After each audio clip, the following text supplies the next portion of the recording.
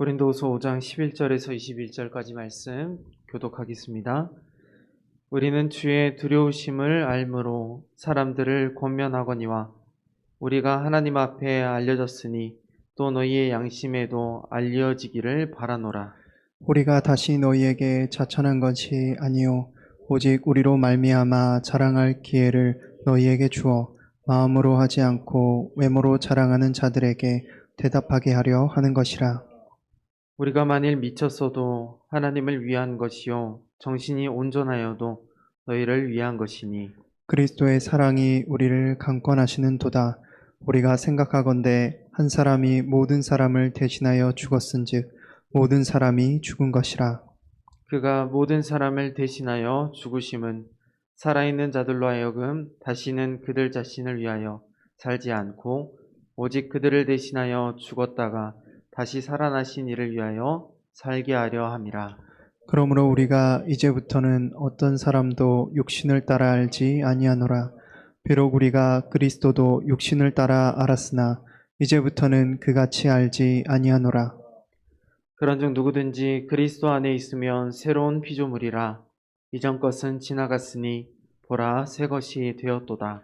모든 것이 하나님께로서 났으며 그가 그리스도로 말미암아 우리를 자기와 화목하게 하시고 또 우리에게 화목하게 하는 직분을 주셨으니 곧 하나님께서 그리스도 안에 계시사 세상을 자기와 화목하게 하시며 그들의 죄를 그들에게 돌리지 아니하시고 화목하게 하는 말씀을 우리에게 부탁하셨으니라. 그러므로 우리가 그리스도를 대신하여 사신이 되어 하나님이 우리를 통하여 너희를 권면하시는 것 같이 그리스도를 대신하여 간청하노니 너희는 하나님과 화목하라. 함께 봅니다. 하나님이 죄를 알지도 못하신 이를 우리를 대신하여 죄로 삼으신 것은 우리로 하여금 그 안에서 하나님의 의가 되게 하려 하심이라. 아멘. 아멘. 고린도후서는 바울이 고린도 교회 성도들에게 자신의 사역과 부르심에 대해 자세히 설명하고 있는 말씀입니다. 오늘 본문은 사도 바울이 그리스도의 사랑의 동기로 화목하게 하는 직분을 가졌다고 말합니다. 말씀을 통해서 두 가지로 살펴보기 원합니다. 먼저 첫 번째로는 예수님만이 우리를 새롭게 할 수 있는 전능하신 하나님이라는 사실입니다. 본문 14절, 15절 말씀 우리 한번 같이 읽어보겠습니다. 14, 15절 함께 읽습니다. 그리스도의 사랑이 우리를 강권하시는 도다. 우리가 생각하건대 한 사람이 모든 사람을 대신하여 죽었은즉 모든 사람이 죽은 것이라. 그가 모든 사람을 대신하여 죽으심은 살아있는 자들로 하여금 다시는 그들 자신을 위하여 살지 않고 오직 그들을 대신하여 죽었다가 다시 살아나신 이를 위하여 살게 하려 함이라. 아멘. 바울은 복음을 전하는 사도로 부름을 받았습니다. 그를 사도로 부르신 분은 예수 그리스도이십니다. 예수님은 바울에게 그리스도의 사랑을 나타내셨습니다. 그런데 그 사랑은 바울뿐 아니라 고린도 교회 성도들에게도 그리스도의 사랑으로 강권하셨습니다. 하나님께서 바울과 및 고린도 교회 성도들에게 그리스도의 사랑으로 강권하시는 이유는 그들의 변화된 삶을 위해서입니다. 그러므로 성도된 모든 사람은 그리스도의 사랑을 받으면 바울과 같이 삶이 변화될 수 있습니다. 또한 십자가의 사랑은 주님의 몸된 교회를 향한 사랑을 넘어 세상을 향한 사랑입니다. 예수님께서 우리를 대신해 십자가에 죽으심은 우리를 향한 하나님의 사랑을 확증하시기 위해서입니다. 따라서 예수님의 죽음은 세상을 향한 하나님의 사랑이 큰 사랑이었음을 알려주는 대속의 사건이고 이것을 믿는 구원받은 성도는 더 이상 자신을 사랑하는 삶을 살지 않습니다. 우리를 죽기까지 사랑하신 예수님을 위해서 사는 삶을 살아갑니다. 그러므로 성도는 자신을 위해 살았던 지난날의 삶으로 돌아가지 않고 예수 그리스도의 사랑으로 새롭게 변화되었기 때문에 성도는 이제 하나님의 영광을 위해서 살아갑니다. 성도는 그리스도 안에서 새로운 피조물이 되었기 때문에 이제 더 이상 옛적의 삶을 벗어버리고 새로운 삶, 새 생명이 된 삶을 살아간다는 것입니다. 성도를 완전히 새로운 존재로 변화시킬 수 있는 분은 오직 예수 그리스도밖에는 없습니다. 예수님을 믿지 않았던 우리가 예수 그리스도를 믿어 변화된 후로 완전히 새로운 존재가 되었습니다. 그러므로 우리는 지난 과거와는 완전히 다른 삶을 살아갑니다. 여전히 예수 믿기 전과 이름도 같고 살아가는 환경도 같은데 어떻게 이전과는 다른 삶을 살게 되는 것일까요? 이전에는 내 마음대로, 내 멋대로 살면서 하나님을 아버지로 인정하지 않는 삶을 살았었습니다. 하지만 변화된 후로 내 마음, 내 뜻대로 살지 않고 하나님 아버지를 인정하는 삶을 살아가게 됩니다. 즉, 신분이 어두움의 권세 잡은 자들의 종에서 하나님의 자녀로 바뀌게 되었습니다. 그러니 과거에 종되었던 삶과는 전혀 다른 삶을 살게 되는 것입니다. 종은 자유를 빼앗긴 존재입니다. 주인에게 종속되어서 주인이 하라는 것만 하고 주인의 말에 절대 복종하는 자가 바로 종의 존재입니다. 그런 종이었던 사람이 예수 그리스도를 믿고 하나님의 자녀가 되어 종의 멍에를 벗어버리게 되었습니다. 매었던 멍에가 벗겨지니까 죄의 종노릇하던 죄인이 의인으로 변화되게 되었습니다. 전에는 주어진 삶에 감사하지 않는 삶을 살았었는데 이제는 하나님이 주신 새로운 삶에 감사하며 살아갈 수 있는 참 자유를 누리게 됩니다. 세상이 줄 수 없는 사랑과 기쁨을 누리며 살게 되었으니 하나님께 예배하는 삶, 하나님께 영광 돌리는 삶을 살게 된 것입니다. 하지만 그와 반대로 아직 변화되지 못한 사람들의 삶은 어떻습니까? 우리는 구원의 감격과 기쁨으로 살아가는 것에 반면 그들은 기쁨이 아닌 절망과 두려움에 사로잡혀서 살아가는 삶을 여전히 살고 있습니다. 왜냐? 아직 신분이 바뀌지 않았기 때문에 그들은 종의 멍에를 벗어버리지 못하고 종되어서 살아간다라는 것입니다. 아직도 세상의 많은 사람들이 나를 변화시킬 수 있는 분이 오직 예수 그리스도라는 사실을 알지 못하고 믿지 못하고 있습니다. 그릇되고 허망한 길, 허탄한 길을 조차 아직도 살아가고 있습니다. 하지만 변화된 바울은 누구든지 그리스도 안에 있으면 새로운 피조물이라고 말합니다.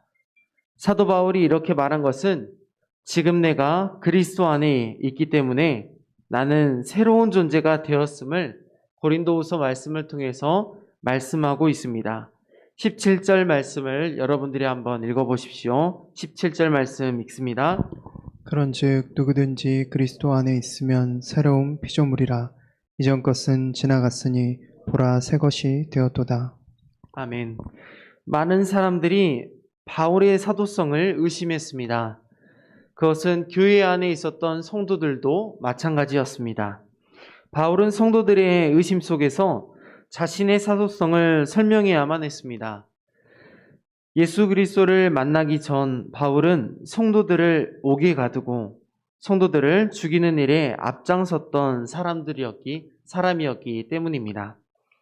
그런 그가 내가 사도된 것은 유대인 중에 유대인이고 로마 시민권자이며 가말리엘 문화에서 조상들의 율법에 엄한 교훈을 받았기 때문에 변화되었다고 말하지 않습니다. 그런 말 하지 않고 내가 그리스도인이 된 것은 그리스도 안에 있기 때문이라고 말합니다. 지난날에 자신의 어떠한 이력, 이런 것이 나를 그리스도인 되게 한 것이 아니라 사도 되게 한 것이 아니라 그리스도 안에 있기 때문에 나는 사도되었다라고 변증하고 있습니다. 그리스도 안에 누구든지 종이나 자유인이나 유대인이나 헬라인이나 이방인이나 상관없이 어떤 사람이라도 새 사람이 될 수 있다라고 바울은 고린도후서 말씀을 통해서 우리에게 알려주고 있습니다. 성경 곳곳에서도 예수님을 만나고 새롭게 변화된 많은 사람들이 있습니다. 그 중에서도 대표적인 예로 요한복음 4장의 수가성 사마리아 여인을 예로 들 수 있습니다. 예수님은 사마리아에 있는 야곱의 우물에서 사마리아 여인을 만납니다. 그 사람을 만나기 위해 일부러 유대인들이 피해가는 사마리아 지역으로 가십니다. 선민의식을 갖고 있던 유대인들은 사마리아 지역을 부정한 곳으로 여겼습니다. 유대인이 부정하게 여기는 그곳에 사마리아 여인이 살고 있었는데 그 사람이 물 길르러 온 그때 예수님은 그 여인을 만나서 일부러 그 여인에게 물 좀 달라고 청하십니다. 당연히 부정하게 생각하는 유대인이 사마리아 사람에게 물을 구하는 것은 이상한 일이고 심지어 남편이 다섯 있었던 사마리아 여인에게 물을 달라 하는 것은 더 부정한 일이었습니다. 그런 예수님은 지금 있는 남편도 내 남편이 아니라고 말씀하시면서 여인의 과거를 다 들추고 있습니다. 이렇게 사마리아 여인은 예수가 선지자인 줄 알았습니다. 하지만 곧 그토록 기다리던 메시아가 바로 예수 그리스도이심을 알게 되고 마을의 많은 사람들에게 그리스도가 오심을 전파하게 됩니다. 요한복음 4장 39절부터 42절 말씀인데 우리 한번 화면을 보시고 같이 읽어보도록 하겠습니다.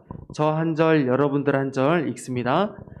여자의 말이 내가 행한 모든 것을 그가 내게 말하였다 증언하므로 그 동네 중에 많은 사마리아인이 예수를 믿는지라. 사마리아인들이 예수께 와서 자기들과 함께 유하시기를 청하니 거기서 이틀을 유하심에 예수의 말씀으로 말미암아 믿는 자가 더욱 많아 그 여자에게 말하되 이제 우리가 믿는 것은 내 말로 인함이 아니니 이는 우리가 친히 듣고 그가 참으로 세상의 구주신 줄 알미라 하였더라. 아멘.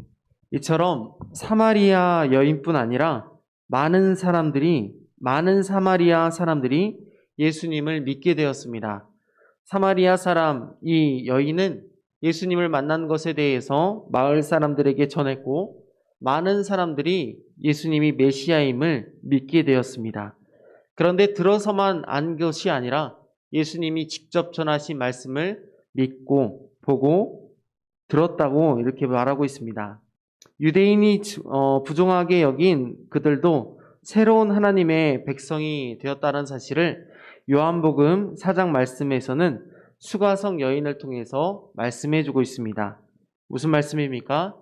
수가성 사마리아 여인, 유대인들이 부정하게 여기는 여인도 예수님을 만나면 새롭게 변화될 수 있다라는 것입니다. 그렇다면 새롭게 변화된 우리는 어떻게 살고 있습니까? 하나님의 사랑의 강권함을 받아 이제 더 이상 자신을 위해 살지 않고 하나님의 영광을 위해 살고 있습니까? 하나님의 사랑을 받아 새로운 피조물이 된 예수 그리스도의 사람들은 그 특징이 있었습니다. 그 특징은 옛사람이 목적 삼았던 삶을 더 이상 삶의 목적으로 삼지 않았다라는 것입니다. 바울의 목적은 그리스도인들을 핍박하는 것이었습니다. 하지만 바울이 예수 그리스도를 만나고 그의 목적이 완전히 바뀌었습니다. 자신의 옛 목적을 위해 그리스도인들을 핍박하는 삶을 살지 않고 온전히 변화된 삶, 핍박하던 예수 그리스도를 전하는 삶을 살게 되었습니다. 또한 사마리아 여인은 어떻습니까? 그의 목적은 물을 길러 물동이를 의지하는 삶을 살았습니다. 하지만 야곱의 우물가에서 예수님을 만나고 이 물을 마시는 자마다 다시 목마르거니와 내가 주는 영생의 물을 마시면 다시는 목마르지 아니한다는 그 말씀을 듣고 이 여인은 물동이를 버려버렸습니다. 동네로 들어가서 많은 사람들에게 예수 그리스도를 전하는 삶을 살았습니다. 바울도 사마리아 수가성 여인도 예수님을 만나 새롭게 변화되기 전에는 자신의 목적을 위해 살았습니다. 이것이 나의 삶의 목적이라 여겼고 이것이 내가 사는 이유라고 생각했습니다. 하지만 예수님을 만나 그들의 삶이 어떻게 변화되었습니까? 더 이상 자기 자신을 위해 살지 않고 하나님의 영광을 위해 살아가는 삶을 살게 되었습니다. 이전과 같은 삶을 살지 아니하고 완전히 새롭게 변화된 삶을 살게 되었다라는 것입니다. 오직 우리를 새롭게 변화시킬 수 있는 분은 그 어떤 것도 아니라 예수 그리스도 한 분밖에 없다는 사실을 이 수가성 여인의 말씀을 통해 그리고 또한 바울의 증언을 통해 우리는 알게 되었습니다. 누구든지 예수 그리스도를 만나면 삶이 이처럼 변화될 수 있습니다. 더 이상 자신을 위해 살지 않고 복음을 전하는 삶, 하나님 예배하는 삶을 살게 됩니다. 우리 광주 영광교회 성도님들도 예수님을 만나 변화되었다면 더 이상 자신을 위해 사는 옛날의 삶이 아니라 하나님을 새롭게 만나 복음을 증거하는 삶, 예수님을 전하는 삶, 하나님의 영광되는 삶을 살 수 있기를 간절히 바랍니다. 두 번째로 우리가 살펴볼 것은 예수님만이 우리를 하나님과 화목하게 할 수 있다라는 것입니다. 예수님께서 우리를 새로운 피조물로 새롭게 하신 이유, 우리를 만나주셔서 새롭게 변화시키신 이유는 하나님과 화목을 위해서 우리를 변화시켜 주셨다는 사실을 본문에 말하고 있습니다. 본문 말씀 18절, 19절 말씀 여러분들이 한번 읽어보십시오. 18절, 19절 말씀 읽습니다. 모든 것이 하나님께로서 났으며 그가 그리스도로 말미암아 우리를 자기와 화목하게 하시고 또 우리에게 화목하게 하는 직분을 주셨으니 곧 하나님께서 그리스도 안에 계시사 세상을 자기와 화목하게 하시며 그들의 죄를 그들에게 돌리지 아니하시고 화목하게 하는 말씀을 우리에게 부탁하셨느니라. 아멘. 하나님은 예수 그리스도를 우리 대신 십자가에 못 박으셨습니다. 그 이유가 하나님과 원수되었던 우리를 하나님과 화목하게 하기 위해서라고 말씀하십니다. 하나님과 우리들의 깨진 화목을 위해 예수님께서 화목의 제물이 되어 주신 것입니다. 그냥 단순히 새로운 삶, 이전과 다른 사람, 새롭게 변화된 사람 정도의 그러한 사람으로 살기 위해서 예수 그리스도께서 십자가에 못 박히신 것이 아니라 하나님과 우리를 화목하게 하기 위해서 예수 그리스도께서 화목의 제물이 되셨다라는 것입니다. 그래서 우리는 예수 그리스도로 말미암아 하나님과 화목하게 되었습니다. 다른 무엇으로도 우리를 하나님과 화목하게 할 수 없는데 오직 예수 그리스도만이 죄인을 하나님과 화목하게 할 수 있는 유일한 구원자이시기 때문에 예수 그리스도를 믿는 자는 새롭게 변화될 뿐만 아니라 하나님과 화목하게 되었다라는 것입니다. 하나님은 화목해 된 우리들에게 하나님과 화목하게 하는 말씀을 우리에게 부탁하셨다라고 본문에서 말씀하고 있습니다. 왜냐? 세상에는 하나님과 화목이 깨어져 버린 화목하게 되어야 할 사람들이 아직도 많이 남아있기 때문입니다. 세상은 하나님과 화목해야 할 이유를 알지 못합니다. 그래서 이 이유를 아는 성도에게 하나님의 화목의 직분을 주셔서 하나님의 형상으로 회복될 수 있도록 그 말씀을 우리에게 전하라고 부탁하신 것입니다. 예수님을 믿지 못하는 사람들은 하나님과 화목의 관계를 누릴 수 없습니다. 그리고 하나님과의 화목의 중요성조차 인식하지 못합니다. 그들은 예수 그리스도를 통해 죄사함, 즉 새로운 피조물이 아니기 때문에 하나님과의 관계를 이어갈 수도 없습니다. 때문에 예수 그리스도를 믿지 않는 사람은 하나님과 화목하게 될 수도 없고 거룩한 삶을 살 수도 없는 존재가 바로 이러한 사람들입니다. 다만 특별 계시인 자연 만물을 통해서 추상적인 신인식만 있을 뿐입니다. 로마서 1장 20절 말씀에 이렇게 기록하고 있습니다. 로마서 1장 20절 말씀 제가 읽습니다. 창세로부터 그의 보이지 아니하는 것들 곧 그의 영원하신 능력과 신성이 그가 만드신 만물에 분명히 보여 알려졌나니 그러므로 그들이 핑계하지 못할지니라. 아멘. 그들이 하나님이 지으신 만물을 보고 하나님이 없다 말할 수 없다라는 것입니다. 그래서 사람들은 하나님을 자연을 통해 추상적으로만 알기 때문에 하나님을 알기 위해 열심히 노력은 합니다. 자연을 우상으로 숭배하기도 하고 다른 신을 만들어서 섬겨보기도 합니다. 하지만 무엇으로도 채울 수 없는 하나님과의 화목의 자리를 채우려고 애쓰면 애쓸수록 공허한 반 커져갑니다. 열심히 일도 해보고 봉사도 해보고 높은 지위와 권력으로 채워보려고 했지만 그런 것으로도 우리의 영혼에 하나님으로만 채울 수 있는 참 평안의 자리, 화목의 자리를 아무것도로 채울 수 없었다라는 것입니다. 그래서 예수 그리스도를 믿고 하나님과 화목하게 되지 못한 많은 현대인들은 우울증, 공황장애, 대인기피증, 정신분열증으로 어려움을 겪고 있습니다.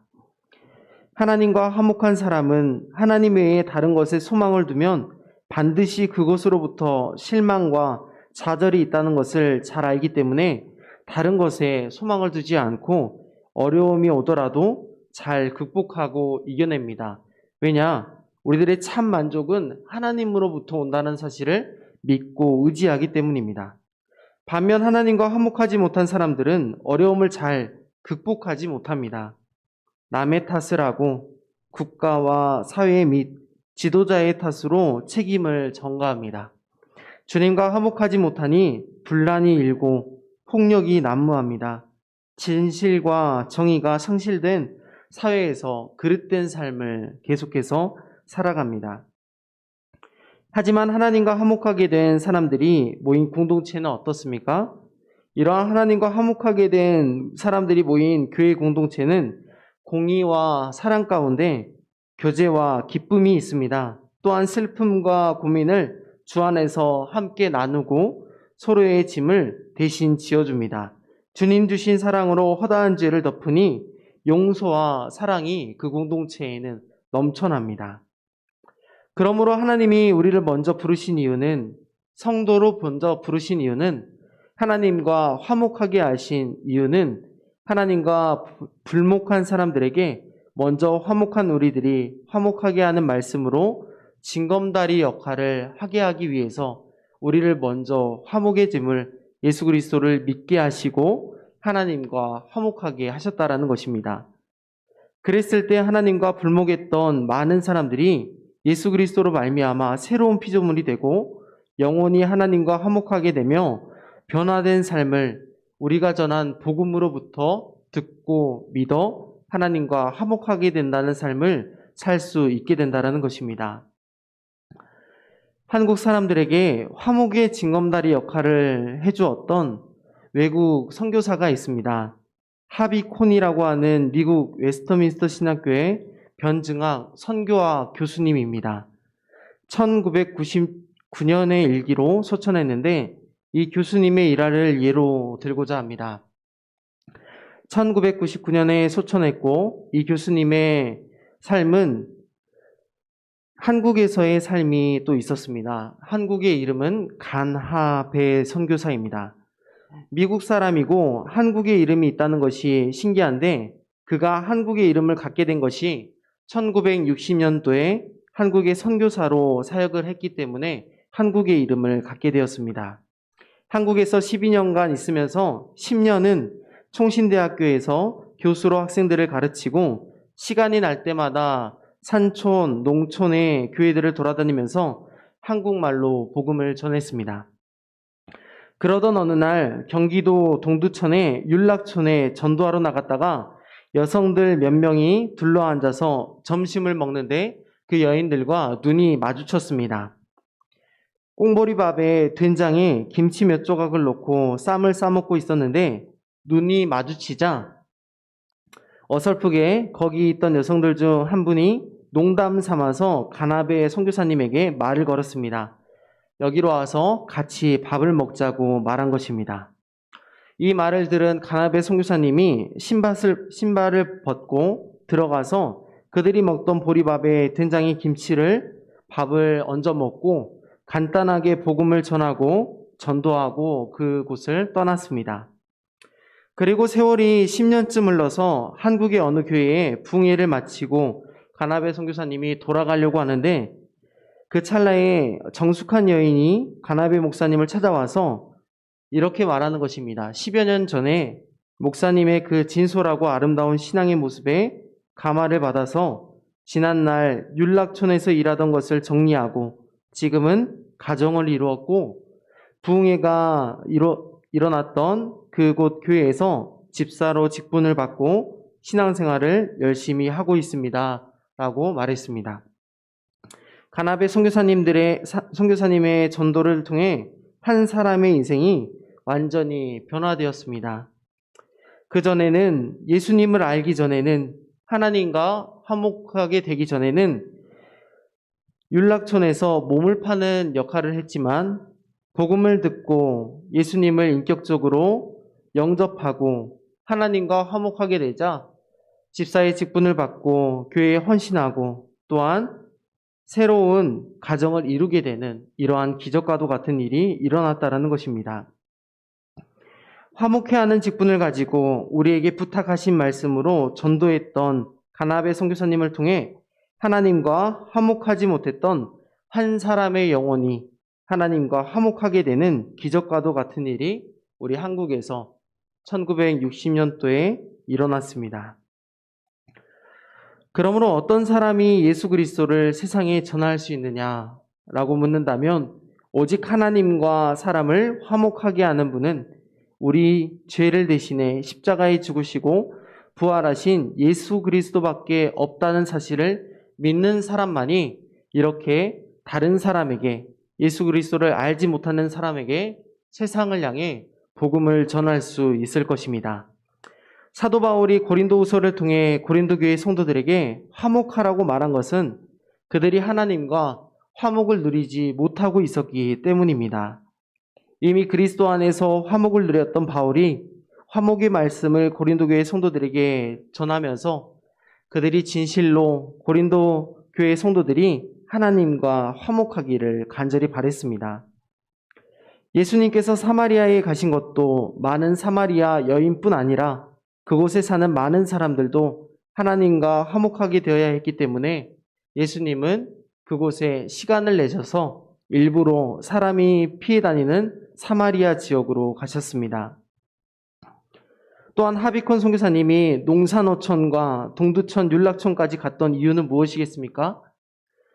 세상에 잃어버린 영혼들이 주님께로 돌아오고 하나님과 끊어진 화목을 회복하기 위해서 회복해야 될 사람들이 그곳에 있기 때문에 일부러 시간이 내서 그곳으로 발걸음을 옮겼을 것입니다.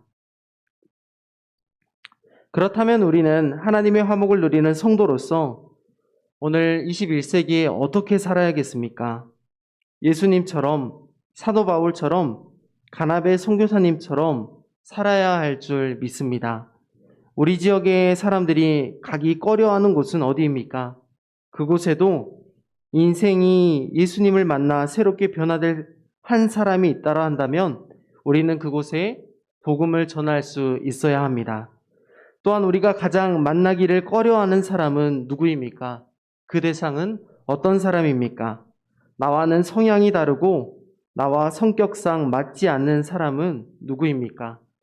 그런 사람에게도 성도된 우리는 바울처럼 변화될 것을 기대하며 예수 그리스도를 전할 수 있어야겠습니다. 그러므로 사랑하는 성도 여러분, 우리를 새롭게 하신 예수님께서 하나님과 화목하지 못한 사람들과 그들과도 화목하게 될 것을 위해 우리들에게 복음을 부탁하신 것입니다. 먼저 성도로 부르신 이유가 하나님과 화목하게 하신 이유가 하나님과 동행하며 살게 하신 이유가 그들에게 화목의 기쁜 소식, 복음을 전하게 하기 위해서 우리들을 먼저 부르신 것입니다. 하나님은 우리들에게 복음을 부탁하셨습니다. 우리 광주 영광교회 모든 성도님들은 하나님과 화목을 위해 먼저 힘쓸 수 있기를 바랍니다.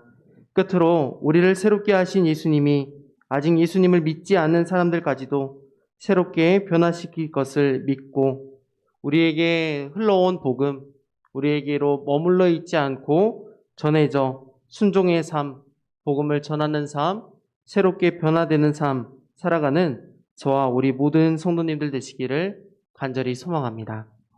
기도하겠습니다.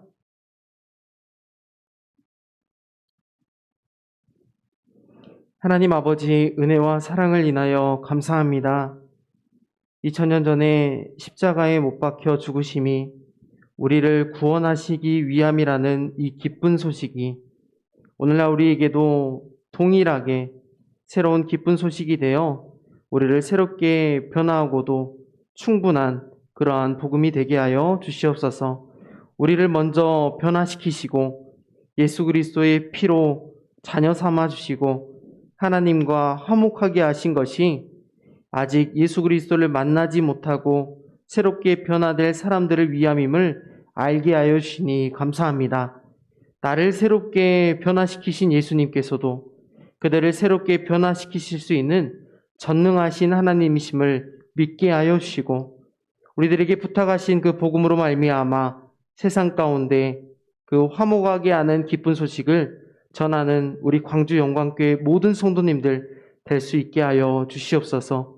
그리하여 그 복음으로 말미암아 새롭게 변화된 사람들이 이전에 자신이 목적 삼았던 내 삶의 목적이 아닌 하나님께서 내게 주신 새로운 목적, 예수 그리스도를 전하는 삶, 하나님과 동행하는 삶, 하나님과 화목하는 삶을 살아가는 새로운 사람 될 수 있도록 인도하여 주시옵소서. 예수님의 이름으로 기도드렸습니다. 아멘.